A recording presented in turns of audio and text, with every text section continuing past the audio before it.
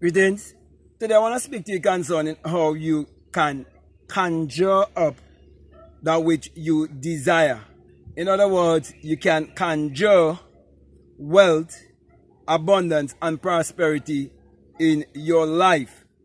But first of all, it is very important for you to understand that the Bible addresses the human mind and must be interpreted psychologically.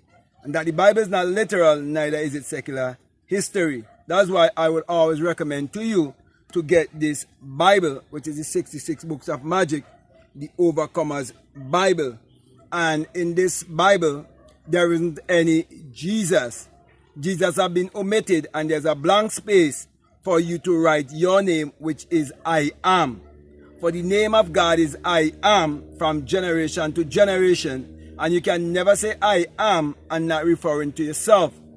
That's the reason why I want to point you to a very important scripture that is telling you how you can conjure your every desire and speak it into being.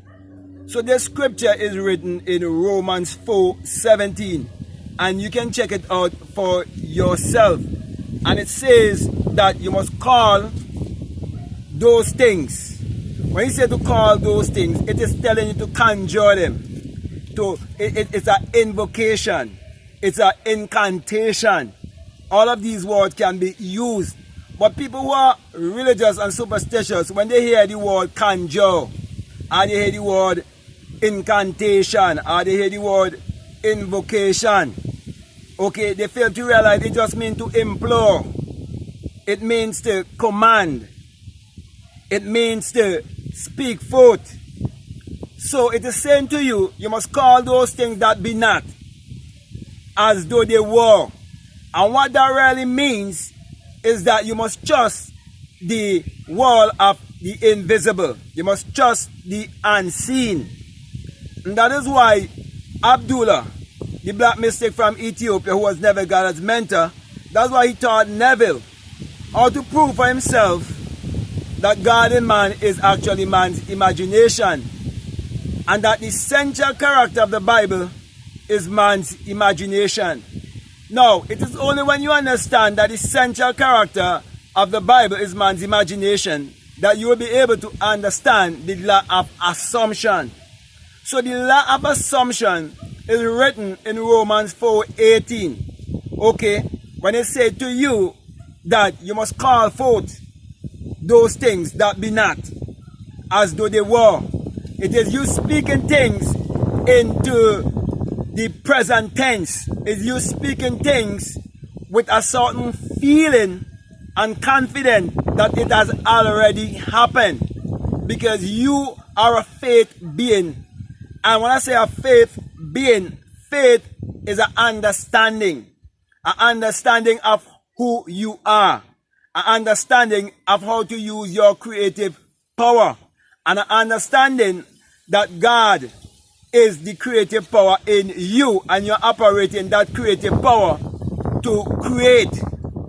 So, for example, many people speak about magic as if it's something evil, because they fail to realize that they have a magical self, which is their invisible self. And magic just have to do with you taking something from the invisible to the visible. Okay, and that is basically alchemy. That is transmutation of energy, because everything is energy, vibration, and frequency. So here in Romans 4:17, it is teaching you how to live your life from a place of knowing, how to live your life from a place of understanding that you are the operant power. Live your life knowing that you can speak things into being. Live your life knowing that the Genesis story is your creation story, teaching you that you can create your life however you want it to be. And you will be happy when you see your creation, and you will say that it is good. And when you would have seen the manifestation, you will enter into Sabbath, you will enter into rest, because you will no longer have that desire for that thing that you see already manifest. So in other words, my brother and my sisters, the law of assumption, as I would always say to you, is when you learn to marry thoughts and emotion. That is why you have to get into the feeling that your wish has already taken place in your life. So when you say God that speaks, okay, those things that be not, as though they were into being. If you do not know who is God, you will fail to realize that it is your imagination it is speaking about, and that the central character of the Bible is man's imagination.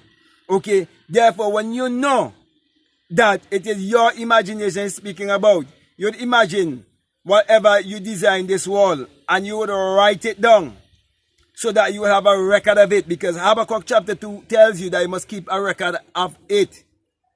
And when it comes to pass in your life, then you will have an understanding or everything is being created in this world. And you will understand where the power came from to give us all of the innovation and all of the invention. Because, for example, if I ask anyone in my country, right, that who create the vehicle, or who create money, or who create, invent electricity, or invent anything that is great, the first thing they always say, God gave man wisdom, or God gave man knowledge. Okay, that's what they always say. So sometimes I ask them, when you say God gave man knowledge, why is only certain men alone seems to have this kind of knowledge, and we don't seem to have this kind of knowledge? And, you know, most of the time they get angry because they have to protect themselves with their superstitious and religious mentality. But I'm saying to you, this knowledge that they say that God gives man is a knowledge of self. Is a knowledge of you knowing that you have the creative power in you, and you can use that creative power to achieve your every desire, and you're going to use it consciously to create your reality, because you understand that it is your own thoughts that's creating your reality and creating your personality. So my brothers and my sisters, right here in the Bible is the law of assumption. So assume your life how you want it to be. And that is what it really means when it says that you must call those things that be not as though they were. Conjure them up. Whenever you hear about conjuring, most people, because they watch so much a movie and they're so superstitious, they think about evil, they think about calling for the spirit. But spirit is just another word for energy. For everything is energy, vibration, and frequency. So you get into the right frequency and conjure the energy of wealth, abundance, and prosperity. It's as simple as that. Okay, so the choice is yours. You can look for God outside of yourself, or you can look within yourself to find the phenomena of life. So with that being said, my brother and my sister, I want to thank you very much for listening to me. And I want to say to you, if this is the very first time that you listen to me and what I'm saying, it makes sense to you, it really resonates with you, and you haven't subscribed already, I'm definitely encourage you to subscribe, to like, to comment, or to share this video. Also, if you like to follow me on Instagram, or you like to follow me on TikTok, you can follow me at Black Mad Guru. And if you ever feel strongly led to support this work, I want to say to you that there's a PayPal down below, and feel free to check out that link. Also, I want to invite you to be a part of my Patreon community, and I want to introduce you to a course that I have there that is called the Inner Sun Science and Technology to Create Your Reality Consciously. And it's a series of videos to help you to realize that there's an inner sun within you, and you need to align with the sun outside of you. Because whatever the sun outside of you shines upon, it brings forth. And when you are in alignment with that sun that is within you, it would replicate the sun that you're seeing outside of you, because it's only an outer projection of that which is within you.